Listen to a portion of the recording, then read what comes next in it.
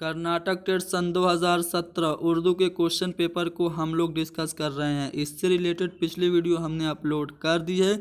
अगर आप लोगों ने हमारी वो वीडियो नहीं देखी है तो मैं आपको सजेस्ट करूंगा कि ज़रूर देखें।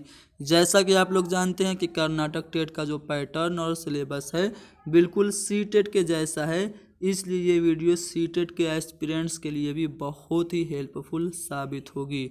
तो चलिए शुरू करते हैं। आज का हमारा पहला सवाल कहा जा रहा है कि तलबा की इदराकी या तफहीमी सतह की जांच इस सरगर्मी के ज़रिए की जाती है। यानी कि अगर हम किसी भी स्टूडेंट की थिंकिंग एंड अंडरस्टैंडिंग एबिलिटी को चेक करना चाहते हैं तो कैसे करेंगे?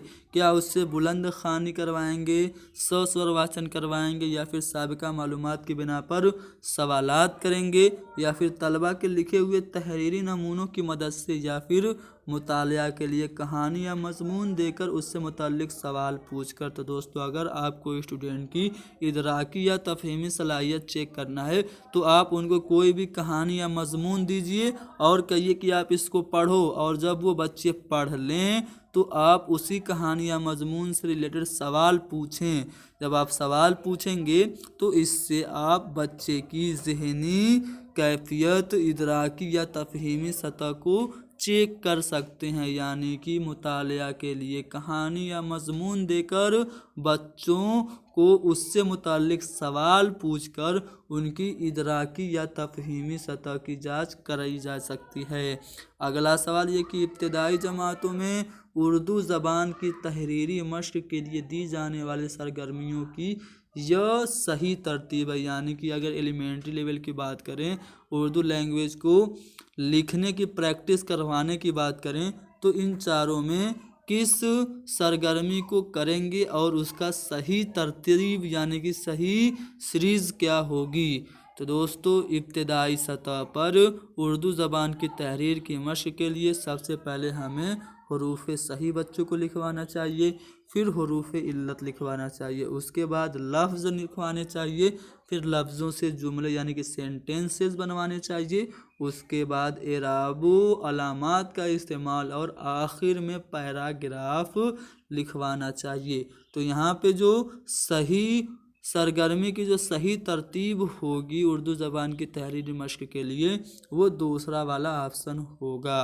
अगला सवाल कि 5वीं जमात के तलबा के लिए गोयाई की अकल तरीन इक्तिसाबी सलाहियत, अकल तरीन यानी कि सबसे कम, वो कौन सी इक्तिसाबी सलाहियत है जिससे बच्चे का जो गोयाई है, स्पीकिंग स्किल है, वो डेवलप होगी? यानी कि इन चारों में से किससे बच्चे की स्पीकिंग स्किल सबसे कम डेवलप होगी? तो दोस्तों, यहाँ पे आसान सवालात के जवाबात जिनको हम हाँ या ना में दे सकते हैं, उन सवालों को करने से बच्चों की गोयाई की सबसे कम इक्तिसाबी सलाहियत होगी। यानी कि आसान सवालात के जवाबात हाँ या ना में देने से बच्चों की स्पीकिंग स्किल डेवलप नहीं करेगी। तो चौथा वाला ऑप्शन सही होगा। अगला सवाल कि यह नफ्सी हरकी सलाहियत है, यानी कि साइकोमोटर कौन सा है इन चारों ऑप्शन में? तो दोस्तों, जो बसारत है वो नफ्सी हरकी सलाहियत है। अगला सवाल कि खेलो सीखो तरीक़े तदरीस में इक्तिसाबी मरहला की तश्कील होती है। दोस्तों, इस सवाल के मुतालिक मुझे कन्फ्यूज़न है, इसलिए मैं इसका जवाब बताने में कासिर हूँ। अगर आप लोगों को इसका जवाब पता हो तो आप लोग कमेंट करके ज़रूर बताएं। अगला सवाल यह है कि माहिरान तालीम खामोश खानी का आगाज़ इस जमात से करवाने की सिफारिश करते हैं। यानी कि जो शिक्षाविद हैं, जो एजुकेशनिस्ट हैं, वो किस क्लास में बच्चों से खामोश खानी करने की सिफारिश करते हैं? तो जैसा कि आप लोग जानते हैं कि बच्चों में खामोश खानी शुरू क्लास 6 से करवानी चाहिए, लेकिन क्लास 6 तो ऑप्शन में है नहीं, तो क्लास 6 से जस्ट पहले हमें खामोश खानी का आगाज़ कर देना चाहिए। यानी कि क्लास 5 में आगाज़ कर देना चाहिए खामोश खानी का, ताकि 6 में पहुँचते पहुँचते भी खामोश खानी करने लगें। तो यहाँ पे चौथा वाला ऑप्शन सही जवाब है। अगला सवाल की इब्तदाई जमातों में मुअल्लिम जाल जे राद से सीन साद जैसे हुरूफ रखने वाले मुख्तलिफ अल्फाज लिखकर तलबा से पढ़ने की मश्क कराते हैं, ताकि यानी कि एक ही जैसी आवाज़ वाले बहुत सारे अल्फाज लिख कर अगर कोई भी टीचर बच्चों से प्रैक्टिस करवा रहा है तो वो क्या करवाना चाह रहा है?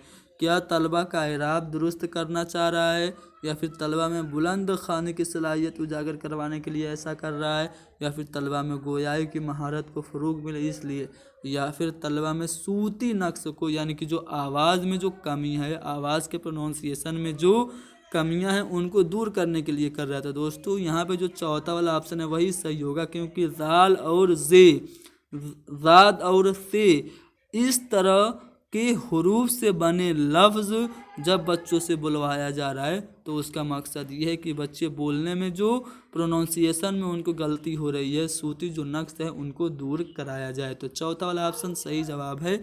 अगला सवाल की ग्रामोफोन इसकी मिसाल है। तो ग्रामोफोन किसकी मिसाल है? तो ग्रामोफोन से हम क्या करते हैं, जानकारी को बस सुनते हैं, देखते नहीं हैं। तो जो ग्रामोफोन है वो हमारा क्या है, समई वसीला है। दूसरा वाला ऑप्शन सही जवाब है। दोस्तों अगर मैं शिक्षण सहायक सामग्री यानी कि TLM की बात करूं तो ये 3 किस्मों की होती है। एक होती है समई जिसको हम लोग ऑडियो एड्स कहते हैं, दूसरा होती है बसरी जिसको हम लोग विजुअल एड्स कहते हैं, और जो तीसरी होती है समई बसरी होती है। ठीक है, तो सबका मैं एग्जांपल बता दूं। समय यानी कि जिसको बस हम लोग सुने, जैसे रेडियो आपका हो गया, ग्रामोफोन वगैरह हो गया। ठीक है, बसरी यानी कि जिससे हम सिर्फ देख के जानकारी को हासिल करें, जैसे आपका तख्तश यानी कि ब्लैक बोर्ड हो गया। ठीक है, ब्लैक बोर्ड आपका हो गया, और कोई भी चार्ट पेपर वगैरह।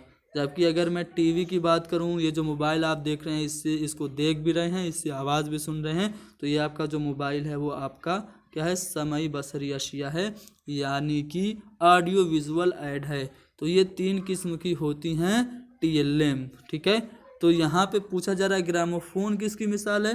तो दोस्तों जैसा कि आप लोग जानते हैं ग्रामोफोन से हम जानकारी को सुनते हैं, इसलिए ग्रामोफोन समई वसीला है। अगला सवाल ये कि इब्तिदाई जमातों में ख्वानदगी की तदरीस के लिए यह सरगर्मी बेहद अहम है, यानी कि पढ़ने को बढ़ावा देने के लिए एलिमेंट्री लेवल पे कौन सी तदरीस सबसे ज़्यादा ज़रूरी है?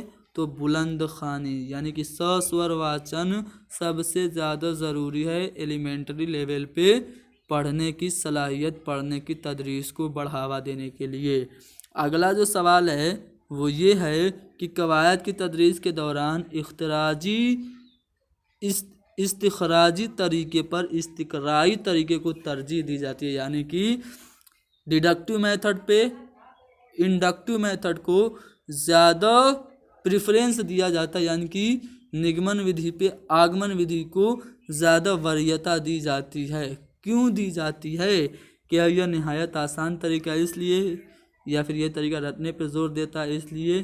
दोस्तों हम लोग इस्तिखराजी पर इस्तिक़राई तरीके को इसलिए ज़ोर देते हैं क्यों? क्योंकि इसमें ज़बान व अदब की मिसालें पेश की जाती हैं और मिसालों के ज़रिए तफ़हीम कराई जाती है, यानी कि पहले इसमें एग्ज़ाम्पल कराया जाता है, एग्ज़ाम्पल से बच्चों को पढ़ाया जाता है। इसीलिए कवायद की तदरीस में इस्तिक़राई तरीका जो है वो बेहतर है। तो तीसरा वाला ऑप्शन सही जवाब होगा। अगला सवाल है कि ज़बानी आजमाइश इसकी एक किस्म है। किसकी एक किस्म है? तो तहसीली आजमाइश की एक किस्म है ज़बानी आजमाइश। तो यहाँ पे दूसरा वाला ऑप्शन सही जवाब है।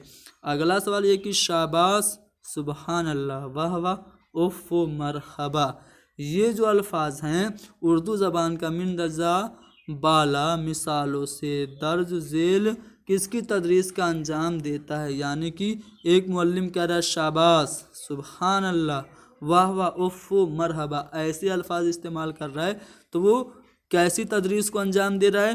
तो वो हुरूफ फ़जाइया को पढ़ा रहा है। ये सभी अल्फाज जो हैं वो हुरूफ फ़जाइया के ही एग्ज़ाम्पल हैं। अगला जो सवाल है वो ये है कि गोयाई की महारत का अव्वलीन मकसद है, यानी बोलने की जो महारत है, स्पीकिंग स्किल है, उसका जो मेन एम है वो क्या है, अपने आइडियाज़ को, अपने फीलिंग को दूसरों के सामने एक्सप्रेस करना, यही तो है। अपने ख्यालात जज्बातों एहसासात का इजहार करना ही गोयाई की महारत का अव्वलीन मकसद है। अगला सवाल ये कि इब्तदाई और वस्तानवी जमातों में कद्र पैमाई का रायजुल वक्त तरीका, यानी कि एलिमेंट्री एंड सेकेंडरी लेवल में ये जो मूल्यांकन का आजकल का जो रायजुल वक्त तरीका है वो क्या है, तो वो है मुसलसल वो जामे कद्र पैमाई, जिसको हम लोग CCE कहते हैं। CCE यानी कि कंटिन्यूअस कम्प्रिहेंसिव एवेलुएशन, जिसको हिंदी में सतत मूल्यांकन कहते हैं। ठीक है, तो यहाँ पे दूसरा वाला ऑप्शन सही जवाब होगा। अगला सवाल ये कि हुरूफ की अदायगी में हिस्सा लेने वाले आज़ा का गुरु, तो यहाँ पे अगर मैं पहले ऑप्शन को देखूं तो यही सही जवाब हो जाएगा। दूसरा ऑप्शन गलत क्यों है, क्योंकि इसमें आपका कान और नाक है, कान और नाक से हुरूफ अदा नहीं होते। तीसरा वाला ऑप्शन इसलिए गलत होगा क्योंकि इसमें भी नाक और कान है, नाक और कान से हम अदा नहीं करते। नाक से तो खैर मान लीजिए करते हैं, कुछ हुरूफ जो होते हैं वो नाक से अदा होते हैं, लेकिन कान से तो कोई हुरूफ अदा नहीं होते। तो यहाँ पे कान आ गया है, यहाँ पे भी कान आ गया है, तो ये दोनों ऑप्शन इसलिए गलत होगा। यहाँ पे भी आपका कान आ गया इसलिए ये गलत हो जाएगा। लेकिन आप फोर्स से हुरूफ अदा करते हैं, दांत से करते हैं, ज़बान से करते हैं, हल्के से करते हैं, आवाज़ की पेटी से करते हैं और नाक से करते हैं। कुछ हुरूफ नाक से अदा होते हैं जिसको हिंदी में नासिक के व्यंजन कहते हैं, जैसे न, म, इया, अड़ा, ये सब जो हैं वो नाक से अदा होते हैं। तो यहाँ पे जो पहला वाला ऑप्शन है ये हुरूफ के अदा करने के आज़ा हैं। अगला सवाल, यहाँ पे सवालों का सिलसिला ख़त्म हो रहा है। यहाँ पे हमने डिस्कस किया सन 2017 कर्नाटक के टेट के क्वेश्चंस को। उम्मीद करता हूँ कि आपको सवालात समझ में आ गए होंगे। पैटर्न जो है वो आपका बिल्कुल सी-टेट के जैसा है। आप लोगों को ये वीडियो देखने से सी-टेट में भी काफ़ी मदद मिलेगी। इससे रिलेटेड मैं और भी क्वेश्चन पेपर जो कर्नाटक के हैं उनको सॉल्व करने वाला हूँ।